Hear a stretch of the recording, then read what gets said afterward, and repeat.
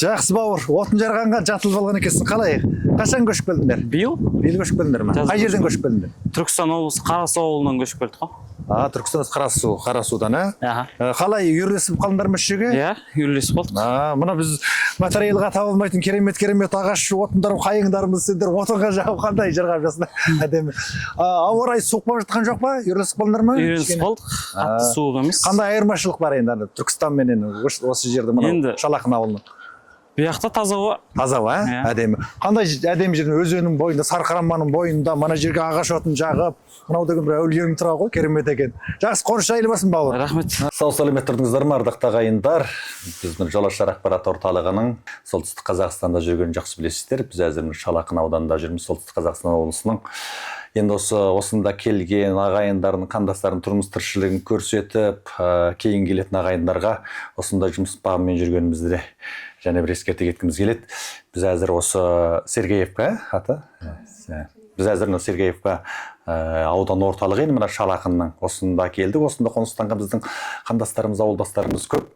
Әзір бір мынау өзеннің бойын керемет жерді аралап келе жатып бір жаңадан қоныстанып жатқан оңтүстіктен келіп қоныстанып жатқан ағайынымыздың шаңырағына бас сұқтық. Сіздің атыңыз? Мен атым Салтанат. Сіздер қай жерден көшіп келдіңіздер? Біз Түркістан облысы Сайрам ауданынан көшіп келдік, Ақсукент ауылынан. Сіздер қашан көшіп келдіңіздер? Біз бұл жерге 27 тамыз күні көшіп келдік. 27 тамыз, екі айға уақыт болған екен. Қоныстарыңыз жайлы болсын. Енді мына үйлеріңіз әдемі екен деп өзеннің бойында жақсы. Өздеріңіз таңдап алдыңыздар ма бұны? Өзіміз таңдап алдық. Қалай мына өкіметтің бағдарламасы бар ғой, соған сай болды? Өкіметтің бағдарламасымен 50-50 мен алдық. Қанша болды? Бұл керемет үй екен, мынау арзанда болмаған шығар? 9 миллионға болды. 9 миллион. 4,5 миллион өкімет берді, 4,5 миллион өзіміз төледік. Келесі сап сонда осындай бағдарлама кіріп кетуге бола ма сонда? Жоғын тосатын уақыттар бар ма екен әдетте? Көп тоспадық, бір жарым апта тостық. Бір жарым апта. Ақшасы тез түсті, өкімет тез берді. Соның бір барысын айта кетіңізші, әдетте жаңағы алдыменен сіздер өздеріңіз үйде өздеріңіз қарайсыздар, соның кейін тоқтамда сыбап барып мынандайға сатып алдым деп соның анау тоқтамын барып үш жерде мысалы үшін оценщик болады өзі осы қаланың ішінде. Болмасам осы жаңа жұмыспен қамтудың өзінің оценщиктері болады, өкіметтің. Енді оценщиктерде жаңағыдай не алдық, келіп көрсеттік, суретке түсірдік, жаңа бердік документін, олар оценкімізді шығарып берді. Сөйтіп бағалап, сосын документімізді тапсырдық. Соны тез арада... Үй егесімен келісіп алдық қой бірінші біз. Өйткені көп үй егелері келіспейді ғой, документ беруге. Ол да бір несі бар да. Сосын үй егесімен келісіп, ол келісті бізге осы үйді сатам деп. Сонымен ол да бізді күтті біраз. Сонымен алдық. Үй ұнап жатыр ма? Ортасы бәрі? Иә, ұнайды өзімізге, үйіміз ұнайды. Әретте көп адамдар... Біз бұяқта келген кезде көп үйлерді көрдік, почти барлығын араладық десек те болады. Өзімізге бірінші келген кезде, кірген кезде ыстық болып көрінді, сосын осы жерге не қылдық. Оған бала шағамыз мама, мен айттым жаңа, ол сатып атқан әйел айтты. Үй сіздерге тар болады, сіздің бала шағаңыз көп деп ше, менде 6 бала шаға ғой. Сосын мен айттым, біз сиямыз дедік жаңа, тұра береміз кейін өзіміз созып аламыз, үлкейтіп аламыз. 5 жылдың ішінде үлкейтіп аламыз өзіміз дедік. Бұйырса соған жеткізсін. Сонымен алдық осы үйді. Өздеріңізге ұнап жатыр. Әретте мынандай болады да, көптеген көшіп келушілер кей кезде сондай бір үйлерге бір кішкене наразылық болатын жағдайлар бар, андай екен, мындай екен деген секілді. Сізге бар жер ұнап жатыр ма? Мұның жылылығы, тазалығы бәрі? Ұнайды. Өйткені азанда көмірді 2 шелек көмір саламыз.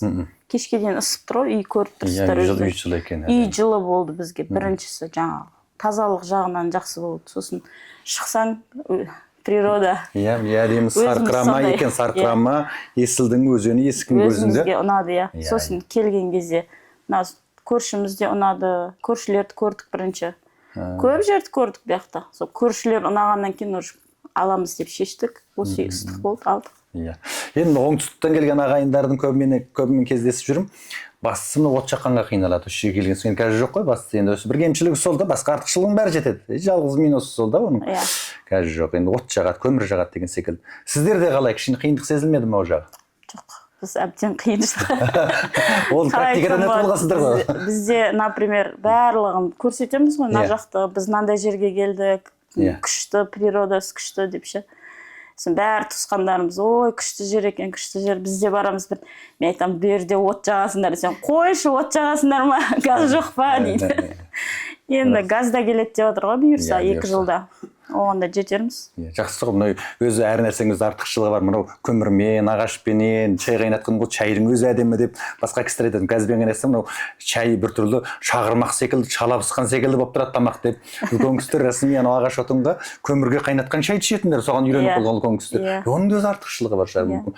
Оның өзі от жағынған жерде біртүрлі жылулық болады өзі, отбасында береке болады. Оның үстінен балдарымыз да көрсін деп жатыр, дайынға не қылмасын, көрсін кішкене қалай. Міне, қандай жақсы. Көріп жатсыздар далада балам отын жағып. Жаңа көріп естің көзін кезіп қалды. Отын жағып кәдуілгі әбден төсел болған. Өзі жарып жатыр, бір бала ғой менде, бір бала 5 қыз.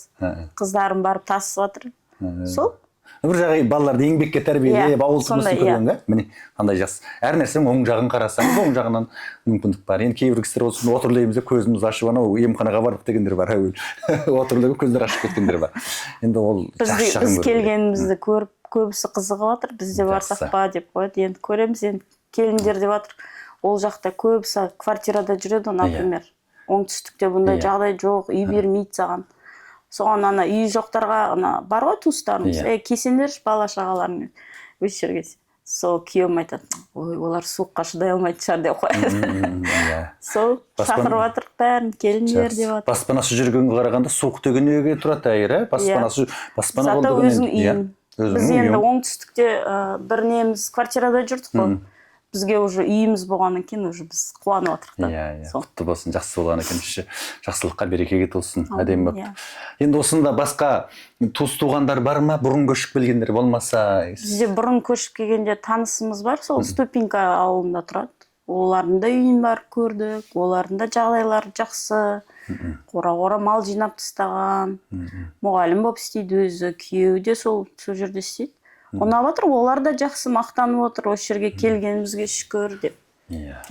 Қазақстан қай жері болса да бәрібір отанымыздың топырағы ғой, дұрыс екен.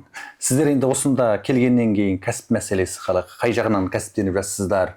Кәсіптену кішкене оңай ма, қиын ба? Осыны білгісі келеді көп. Менің күйеуім қазір дәнекерлеуші. Бұл жақта дәнекерлеушілер, жаңа сварщик дейміз. Сварщиктер өте қажет екен бұл жақта. Дұрыс. Оған сұраныс бар, әрине. Оған сұраныс бар, иә. Ол өзі миы ашып қалды, қай жұмысқа кірерін білмей, нақа кел деп. Соған қазір осы жерде бір қожалықта жұмысқа кіріп алды, істеп жатыр. Мен өзім енді шаштаразбын. Негізгі мамандығым диплом бойынша мұғаліммін ғой. Негізі мұғалім болып кіріп кетем деп келгем, по идее. Сонымен шаштаразымды бәрібірде өзім сүйіп істейтін нем болған соң, сол шаштаразға қарай. Бір еркінірек жұмыс қойды. Еркінірек, бала шағам мен болған соң. Мектепке кіріп кетсем қазір азаннан кешке шейін жұмыста боламын, бұлар қараусыз қалады деген. Сол өзімнің кәсібімді ашсам деп отырмын. Жақсы болған екен. Өте бір жақсы тәуекел жасадыңыздар, және оның түбінің қандай берекеге әкеле жатқанын көріп отырсыздар. Енді біздің мынау экран алдындағы оқырмандарға, тыңдармандарға жер-жерден хабарласа, Шымкент, Қызылорда, Маңғыстаудан, Тараздан, ар жақта Қытайда жатқан қандастар бар, барлығына осы солтүстікке көшіп келеміз деп жатқан ағайындарға енді бұйырса көршілеріңіз болып қалуы да мүмкін. Қандай сәлем жолдайсыз осы жерге келгеннен кейін өзіңіздің жақсы әсеріңізді бір жеткізіңізші? Сол, осы жерге көшіп келіңіздер, жер адамдары да жақсы, именно, білмеймін, адамдар өте жақсы.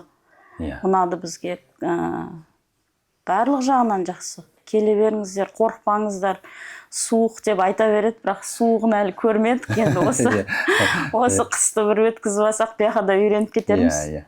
Енді жаңе кәсіп, жаңе шаштаразхана ашам ба деп жатсыз. Егер соны ашу керек болса, өкімет жағынан қандай бағдарламалар бар екен, оқыстыңыз бұны? Өкіметтен сол жаңағы кәсіп ашу үшін сол грант бөлініп жатыр ғой қазір. Мен сол үшінші потокқа ілініп отырмын қазір. Документтерін тапсырып қойғам, алла жазса осы октябрьдің соңына қарай жаңағыдай не өтеді, комиссия өтеді. Соған жаңа өзімнің бизнес планымды ұсынам. Өтіп жатса, сол өзімнің шаштаразымды, кәсібімді ашып, одан ары қарай дөңгелетсем деп отырмын. Енді жаңағы жұмыстың үлкен кішілігіне қарай ма екен, өкіметтен берілетін қаражат қандай көлемде беріледі деп айтып жатыр өздерінің жоспарларында?